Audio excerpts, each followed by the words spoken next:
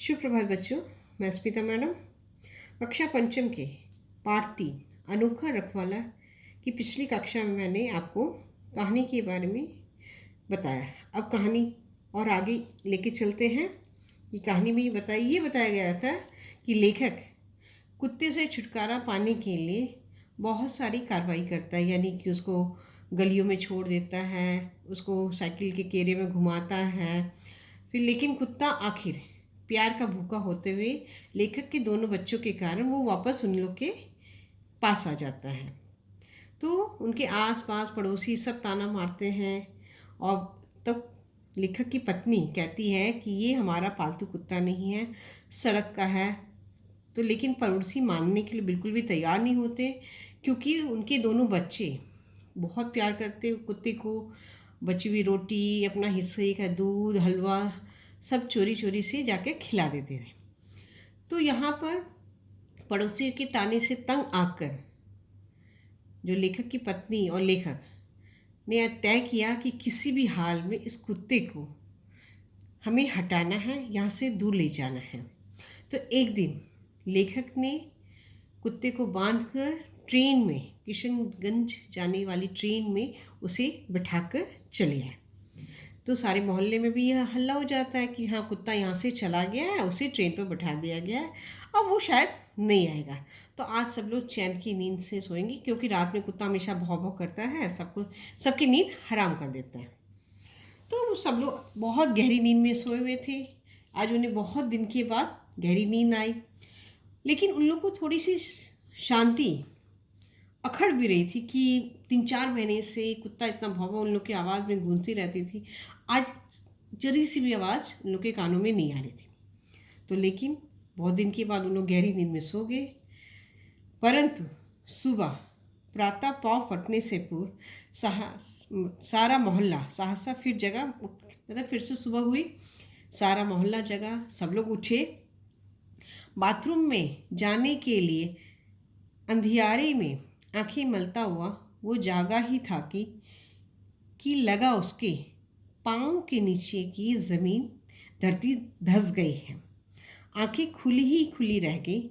कमरे की सारी चीज़ें, नदारत, टाइम पी, उन्हीं कपड़ों का बक्स, जेवर कुछ भी न था। कहने का तात्पर्य ये है कि यहाँ पर लेखक बता रहे हैं कि सुबह उठे, उन लोग बाथरूम की ओर जा रहा था, तो अचानक उसने क्या देखा कि कमरे की, बगल वाले कमरे की सारी चीज़ें वहाँ से गायब थी।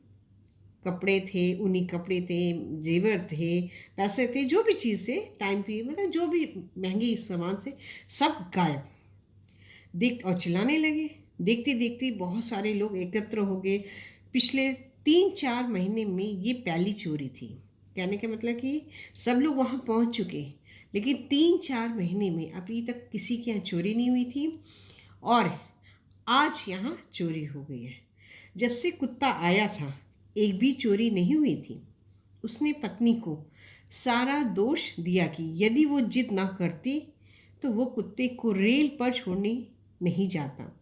शहरों में शोरगुल कहाँ नहीं होता। कहने का तात्पर्य ये है कि जब से कुत्ता आया था तो यहाँ बिल्कुल भी चोरी नहीं हुई थी।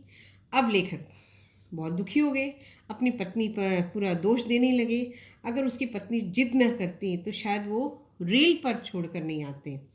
तो हल्ला गुल्ला तो हमेशा होता रहता है शहर में, खाली कुत्ते से हल्ला नहीं होता, और भी बहुत शोरगुल होता है, कहाँ नहीं होता। तो कुत्ते से हम लोग इतने तंग आ गए कि उसको हम लोग रेल में जाके छोड़ा है। तो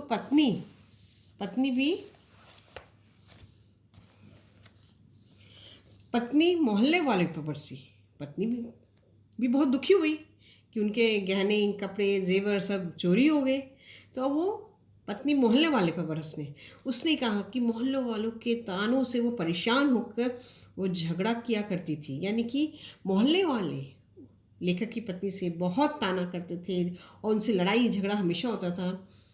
तो अब उसके बाद इन दोनों पछता रहे, क्या बुरा था कुत्ते, जो कुत्ता था हमारे पास, उसमें क्या बुराई थी।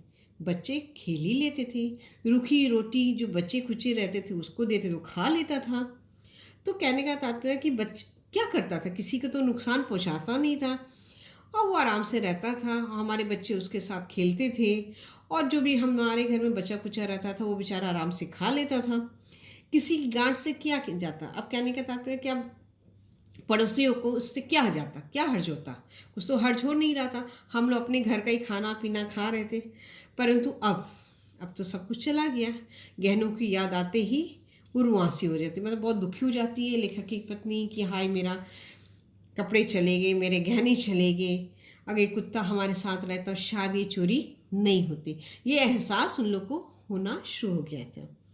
अब इसके बाद क्या होता है, रपट दर्ज कराने वो पुलिस स्टेशन जाता है। लेखक अब चोरी हो गई है तो FRI दर्ज कराना है, चोरी की रिपोर्ट लिखानी है, तो वो स्टेशन जाता है, पुलिस स्टेशन।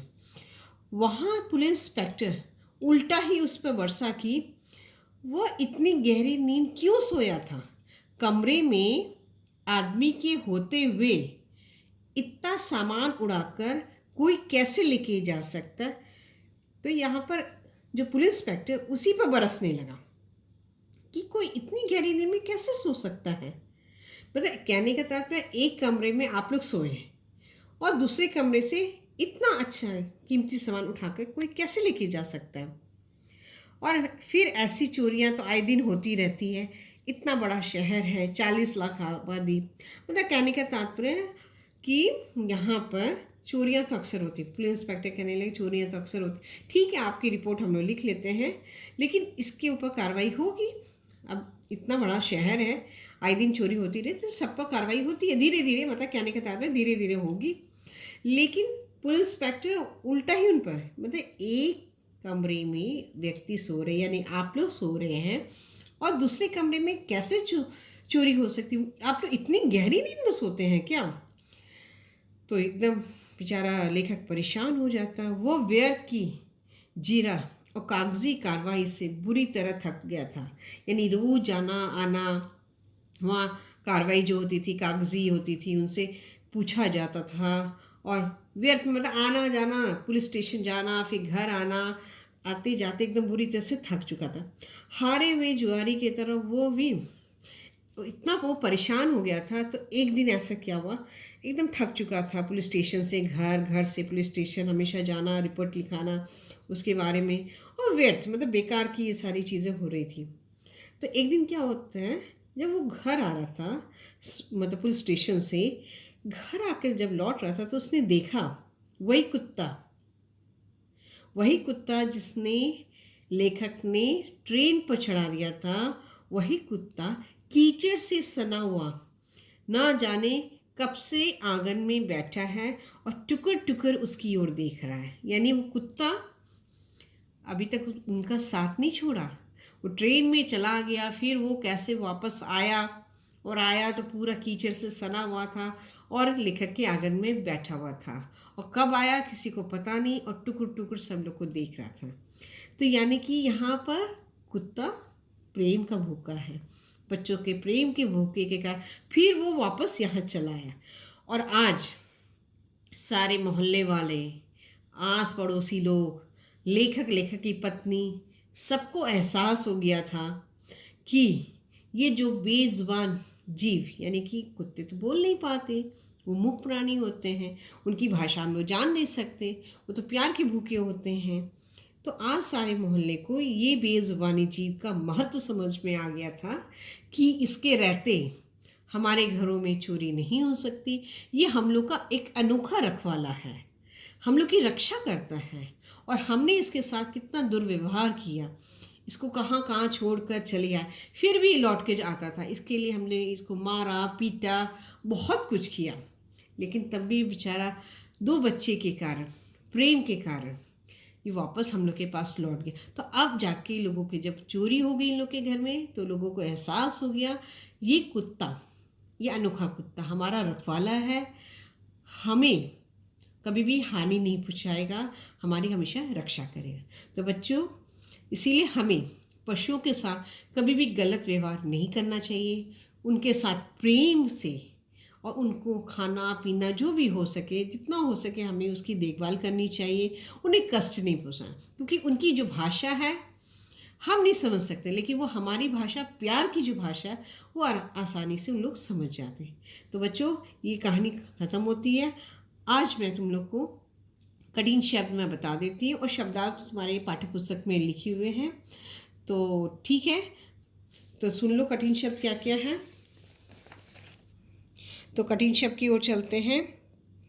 तो कठिन शब्द में हम लोग सत्याग्रह, निश्चिंत, निर्जीव, मुग्धर, आक्रमण, दुर्घटना, गलियारे, प्रश्न चिन्ह, जिम्मेदार,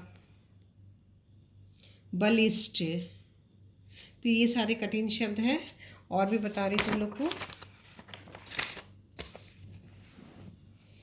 साइकिल, प्रतिज्ञा, नीरवता, और यहाँ पर व्यर्थ, बेजुबान, ये हम लोग के कठिन शब्द हैं। तुम लोग उसको कॉपी में लिख लोगी, उसके बाद शब्दार्थ लिख लोगी। तो आज की कक्षा के लिए इतना, फिर आगे में आऊँगी। धन्यवाद।